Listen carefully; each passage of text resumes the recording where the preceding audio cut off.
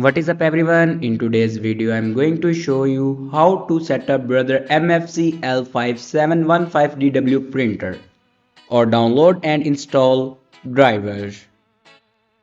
So first of all, open browser and search here printer.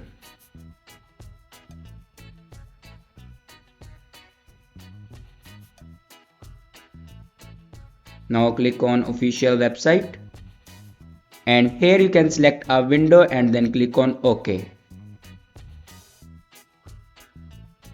Now click on printer scanner and here you can download your printer scanner.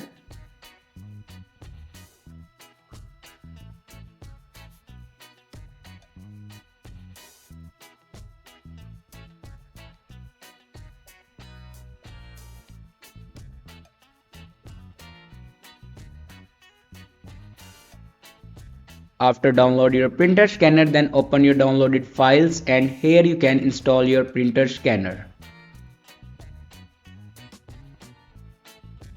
After install your printer scanner, then go back and open settings and click on printer and scanner. Now click on add device and click on add manually. Now follow these steps for add a printer.